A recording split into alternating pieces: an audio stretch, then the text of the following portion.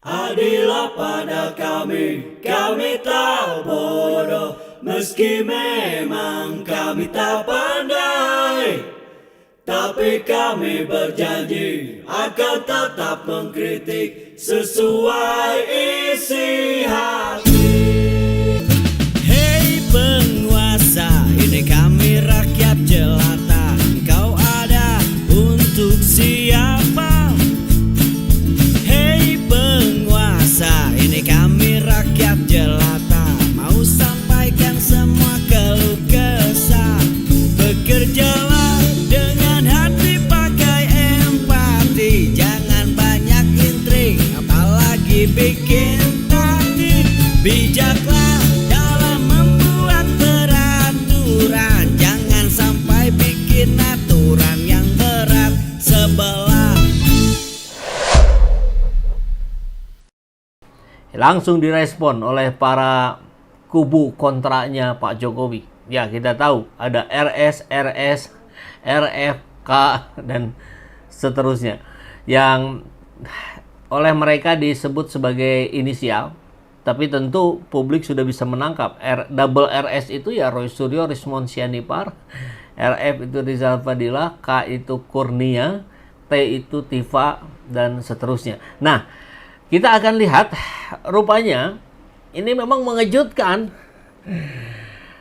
Mengejutkan kalau ternyata respon dari banyak pihak ini merasa tidak terkejut. Nah, kan mengejutkan ya. Mengejutkan karena tidak terkejut. Ketika melihat hasil dari Bareskrim yang menyatakan ijazah Jokowi itu asli. Jadi langsung direspon. Yang menarik adalah beberapa respon banyak sekali muncul. Kita akan coba simak dari Rizal Fadila, Roy Suryo, Rismond Sianipar, gitu.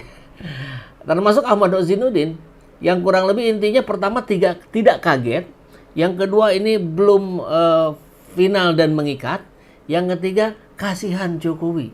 Loh, kok jadi kasihan ke Jokowi? Nah, ini ya menarik untuk kita kaji hari ini. Assalamualaikum warahmatullahi wabarakatuh. Waalaikumsalam. Salam akal sehat, Kang. Waalaikumsalam. Ya.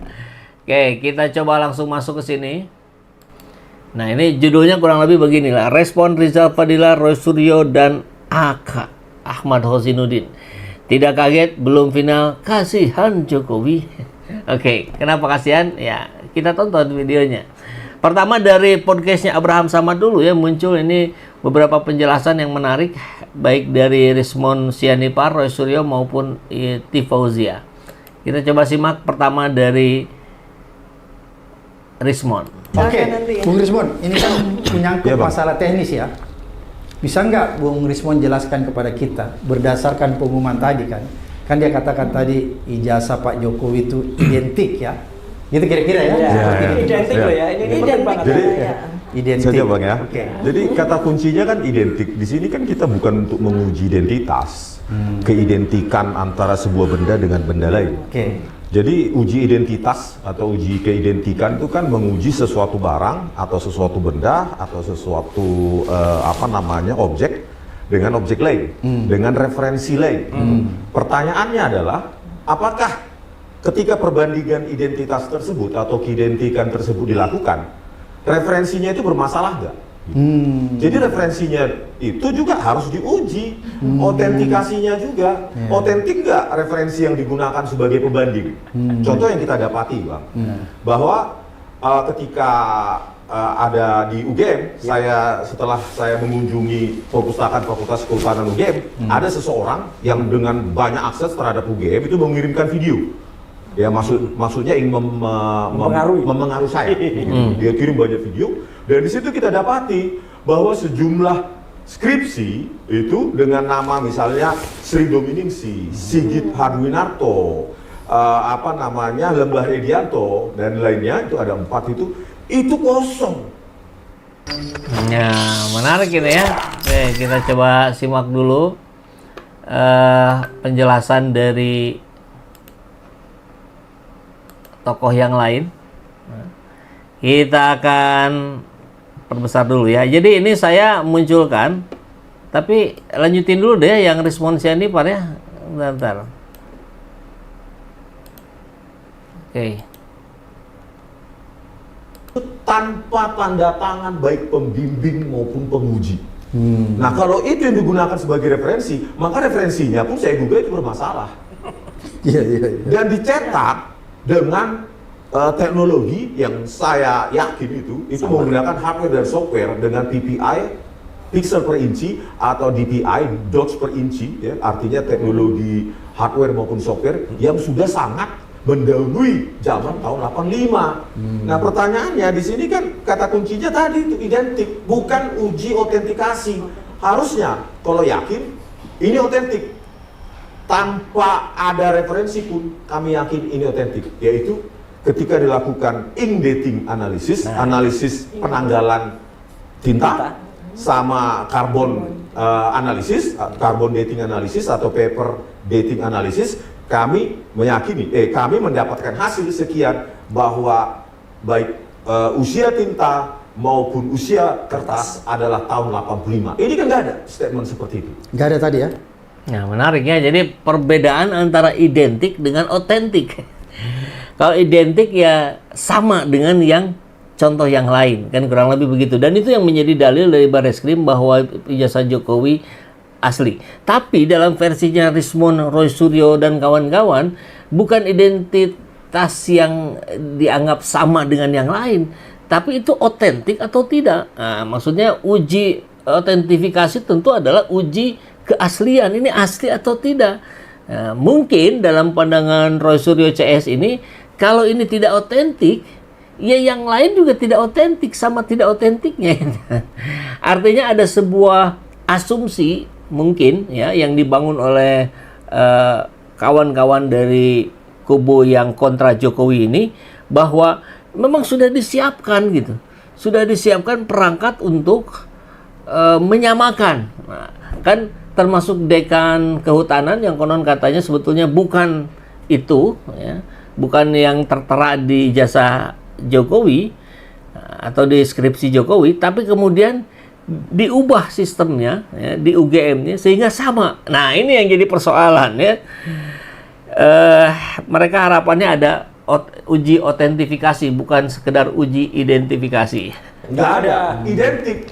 Makanya kalau uji keidentikan, mereka memerlukan referensi. Pertanyaannya, referensinya ini bermasalah nggak? Nah, itu. Otentik nggak referensinya? Karena kami dapati beberapa skripsi itu sengaja dicetak dengan yang jauh melampaui teknologinya dari tahun 85 gitu loh Bang. Lembah Edianto, Sigit Harminarto, Sri Dominisi itu kosong. Nggak mungkin sebuah skripsi itu kosong dan orang tersebut mendapat gelar sarjana UGM gitu loh Bang. Nyebut nama. Kenapa dia tidak menggunakan tadi narasi otentik? Ya, karena tidak melakukan dong. Kan menguji identitas, keidentikan sebuah barang dengan referensi, sebuah objek dengan referensi lain. Berarti tadi inkonklusif dong hasilnya. Hanya identik dengan referensi yang digunakan. Pertanyaannya, referensinya otentik nggak? Gitu. Terus yang kemudian yang saya soroti adalah lembar pengesahan skripsi itu diakui oleh Dirtipidum tadi lewat pengumumannya bahwa itu di hasil atau produk dari hand press. Nah, secantik itu hand press. Pertanyaannya, apakah di depan Dirtipidum atau para penyidik yang mengaku sebagai pemilik atau pekerja percetakan perdana tersebut merekonstruksi dengan hand press di depan mereka hasilnya secantik itu, bahwa itu bukan produk digital gitu loh.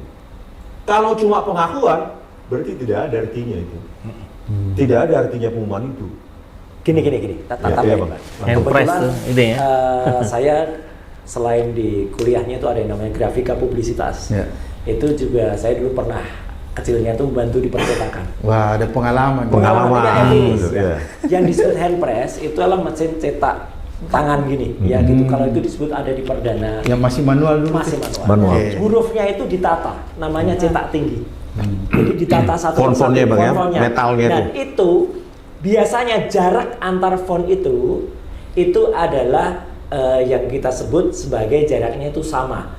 Jadi tidak bisa, ya monospace, tidak bisa scalable. Ya, yang kita lihat hasil itu scalable. Jadi iya I tipis, kalau kemudian D ya agak tebal, kalau M dia tebal gitu. Itu adalah hasil dari komputer. Produk digital. Produk digital. Dia sudah punya algoritma untuk ngatur ini lebar kecil, kemudian bisa center fold ya, kemudian kemudian bisa rata kiri, rata kanan. Ini enggak gitu.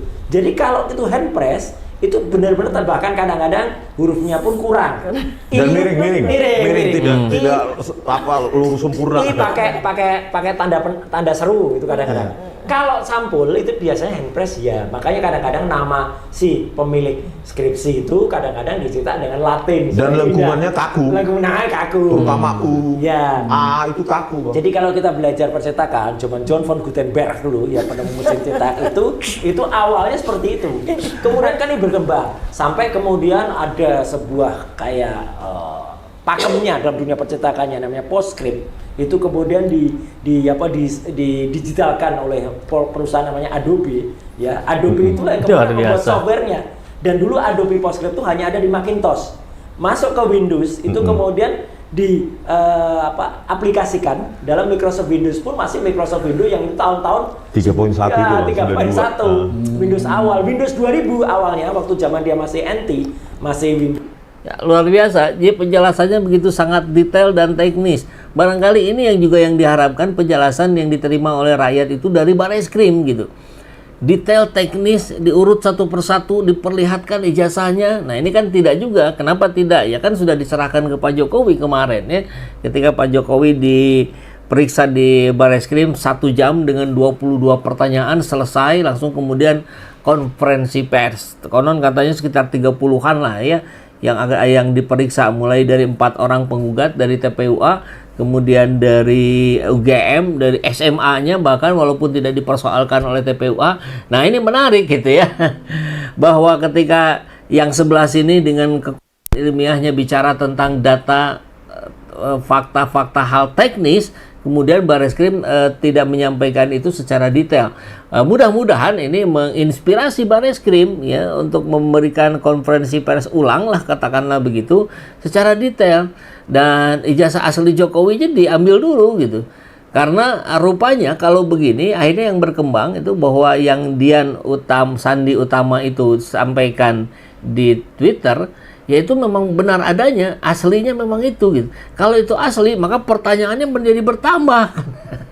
Mulai dari tinta yang melebar ya, kemudian tanda tangan yang berbeda, foto dan seterusnya.